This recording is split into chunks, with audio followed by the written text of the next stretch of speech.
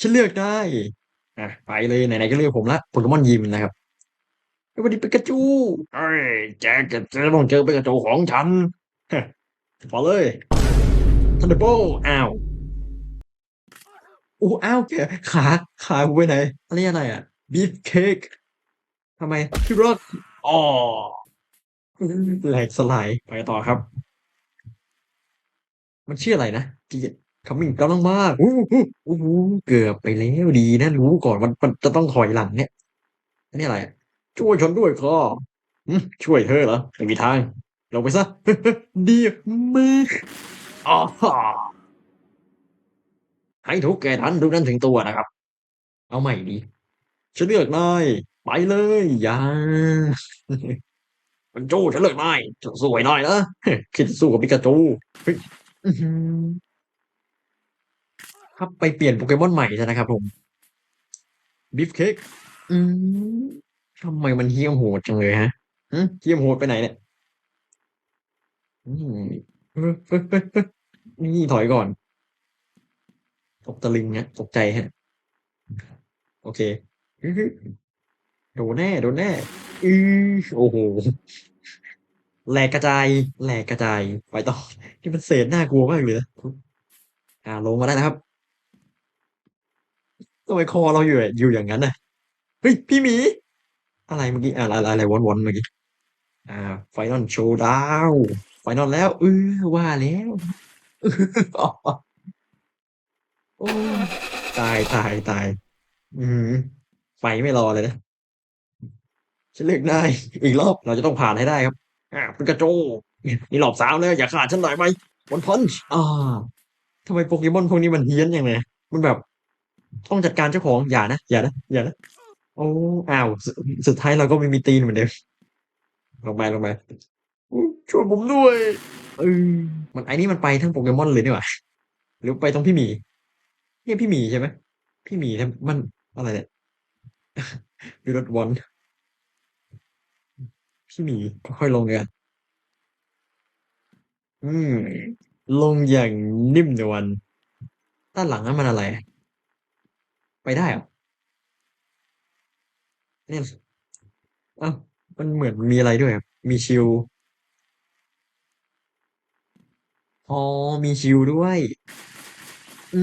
เก็ตแล้วชิลไว้ชิลอะไรนะฮะป้องกันไหลรู้เลยไปต่อชนะแล้วเย้จุดที่มาขึ้นสามอ้าวไม่นะลูกเราโดนโดไปแล้ว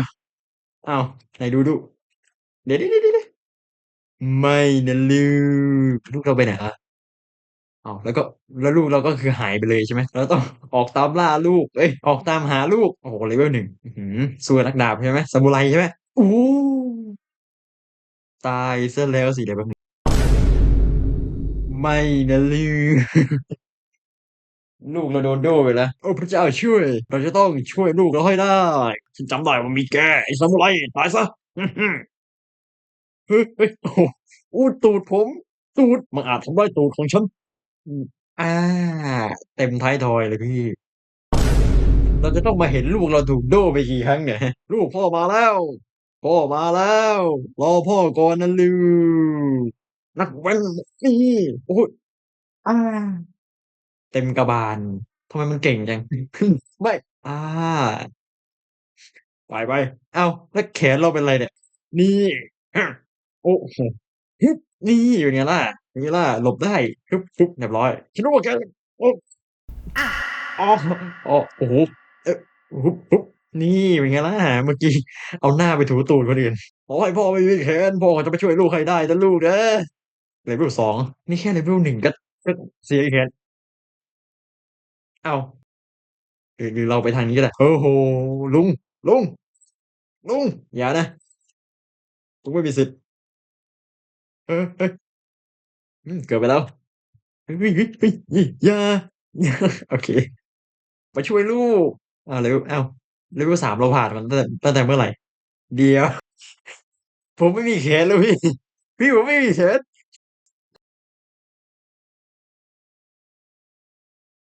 พ่อไม่มีแขนนะลูกเอ้ยนี่เราต้องมาเล่น Chaos City ใช่ไหม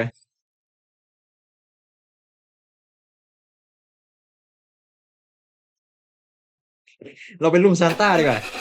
มาเลยจิงกาเบลจิงกะเสียงอะไรอ่ะ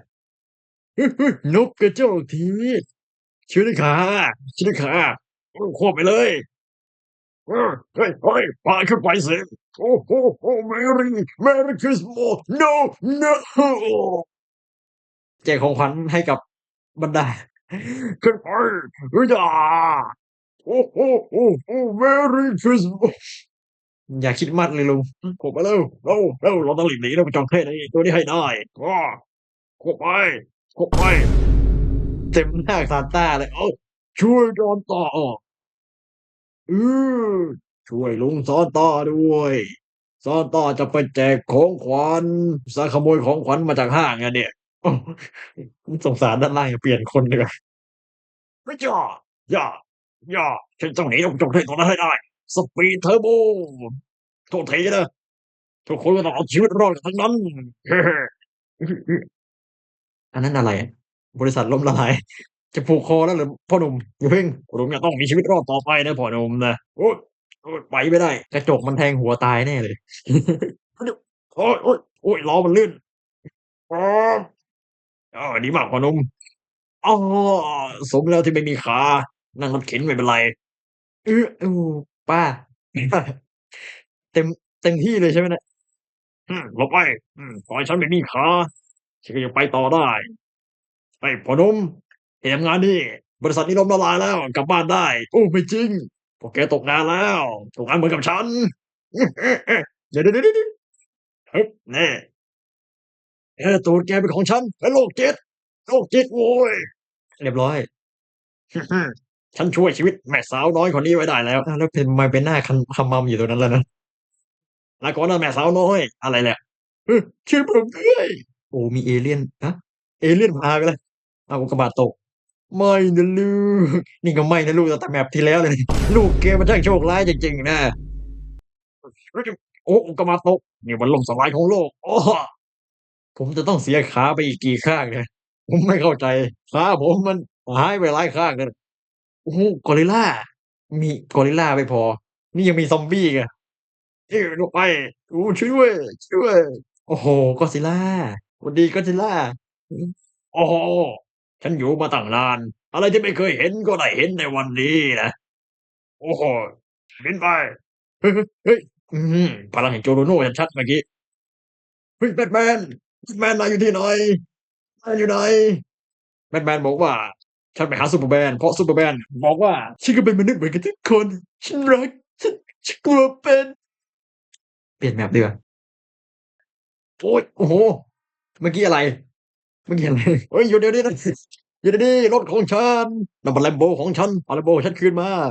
เฮ้ยตุ้มเฮ้ยเฮ้ยอ้าวเรียบร้อยหรือว่าอ๋อเอาใหม่หยุดเดี๋ยวนี้นะหยุดเดี๋ยวนี้โอ้โฮตามไม่ทันเลยแล้วถ้าเกิดเราเป็นลุงตาแก่เจนเทอร์โบนี่ทันไหมฮึบนี่หยุดเดี๋ยวนี้นะไอ้เจ้าพวกโจรชั่วร้ายเอา Lambo ฉันคืนมาโอ้โฮนี่มันชนคนตายนี่มันรถของฉันคว่ำไปแล้วพวกแกจะต้องชดใช้แกอยู่ที่ไหน เออพวกแกอยู่ไหนอ้าวชนะแล้วเหรอแล้วเรายังไม่ลดคว่ำอย่างงี้แล้วเราก็ไม่ได้คืนสิอาเนี่ยเราไปเล่นแบบที่คนอื่นเขาสร้างเลยนะมันให้ขว้างอะไรสักอย่างหรือว่าจะเขียนขว้างดาบใช่ไหม This is my first Sword Scroll Enjoys ไหนลองดูสิอ้าวว้าว Timmy ชะตากรรมของแกนั้นไม่รอดแล้วลาก่อนนะต่อไปก็พ่อของนายปู่ของนายพี่ชายของนายหม่ามี่ของนายอี้โดนไหมโอ้โฮ เฮ้ยเดี๋ยวทำไมดาบมันทะลุผ่านแกไปได้ยังไงฮะเฮ้ยเกือบแล้วไปเลยอ้าวไปเลยเย้เย้ตึดตึดึง WWE PVP Chapter 2 WWE โอ้จอจะอ้าวมันต้องเล่นยังไงนะเอาใหม่สิฮึดนี่แน่อ้อ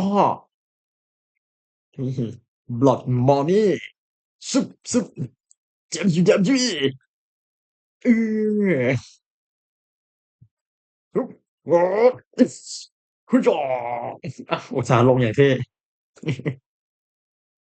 ทิมมี่แฟมิลี่น่าสนใจ